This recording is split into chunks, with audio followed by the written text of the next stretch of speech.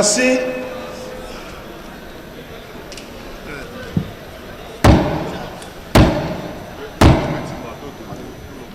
La séance est ouverte.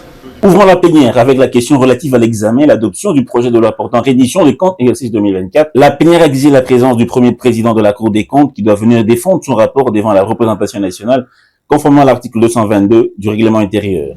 Mais il y a quelque chose que nous devons intérioriser de l'ordre. En vertu de l'article 222 de notre règlement intérieur, l'examen du projet de loi portant reddition des comptes doit être précédé de l'audition du premier président de la Cour des comptes. Ce n'est pas moi qui le dis, c'est dans notre règlement intérieur. Je précise, il s'agit de l'article 222. L'Assemblée basse du Parlement, sous l'égide du président intérimaire Isaac Jean-Claude Tshilombo, a auditionné le gouverneur de la Banque centrale du Congo, André Ouamesso, venu répondre à une question d'actualité formulée par le député national John Efambe sur l'appréciation du franc congolais vis-à-vis des devises étrangères, notamment sa stabilisation et la lutte contre ses fluctuations excessives tant à la hausse qu'à la baisse.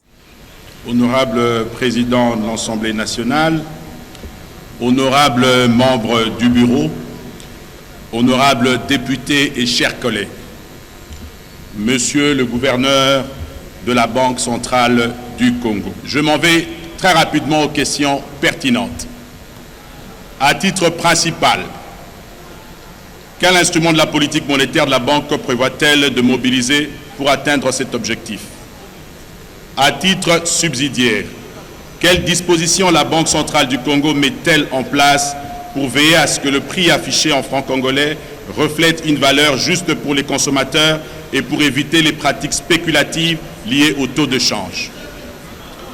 La Banque centrale envisage-t-elle des mesures incitatives et réglementaires susceptibles de renforcer la préférence du franc congolais dans les transactions commerciales et financières afin de réduire le dollar de l'économie nationale?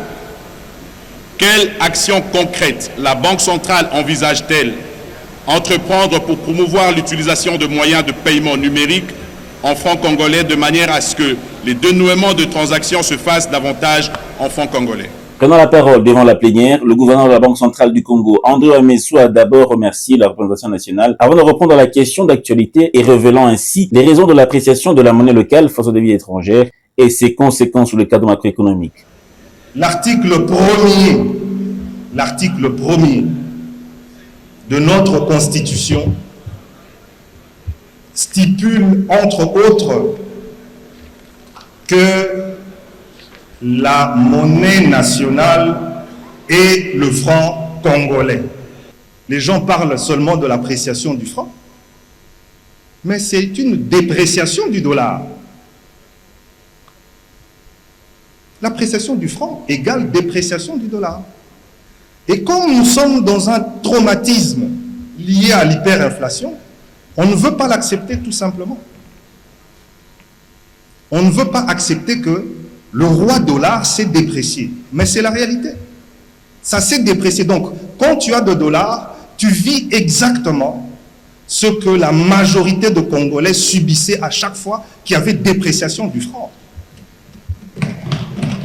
Au sujet de la question d'actualité du député national Simon Moulamba Mpoutou, adressé au vice-premier ministre et ministre de l'économie Daniel Mukoko-Samba, le président intérimaire de l'Assemblée nationale, le professeur Isaac Jean-Claude Tshilombo, a informé la plénière de la correspondance du vice-premier ministre et ministre des Transports et Voies des Communications, Jean-Pierre Bemba, annonçant l'indisponibilité du professeur Mukoko-Samba en mission de service en Chine. Nous avons réceptionné la correspondance du vice-premier ministre, ministre des Transports, Voies de Communication et Désenclavement, nous annonçant l'indisponibilité du vice-premier ministre, ministre de l'économie, qui se retrouve en ce moment précis en Chine. Nous n'aurons donc pas l'occasion de l'entendre sur la question relative à l'éclairage sur la rigidité des prix des biens sur les marchés face à l'appréciation plutôt de la monnaie nationale. Enfin, la commission politique administrative et juridique de la Chambre basse a présenté le rapport relatif à la vérification des pouvoirs des suppléants des honorables députés frappés d'incompatibilité. Il s'agit notamment de l'honorable John Banza Lunda, élu de la circonscription électorale de Kalemi dans la province du Tanganyika, nommé au poste de ministre de l'Infrastructure et Travaux publics, et de l'honorable Théodore Kazadi Moïla, élu de la circonscription électorale de Chikapa dans la province du Kasaï, nommé vice-premier ministre, nommé vice-ministre de l'Éducation nationale et Nouvelle Citoyenneté. Après lecture et vérification des dossiers des députés concernés, la commission politique administrative et juridique a retenu et présenté devant la plénière les noms de Naomi Limbaka Banza, première suppléante de l'honorable John Banza, qui le remplace de droit et conformément au règlement intérieur de l'Assemblée nationale. D'Hippolyte Ngalamouloumé Moïla, premier suppléant de l'honorable Théodore Kazadi Moïla, qui doit le remplacer également de droit et conformément au règlement intérieur de l'Assemblée nationale. Après lecture de ce rapport, la plénière l'a adopté, suivi de la présentation de ces deux nouveaux députés nationaux.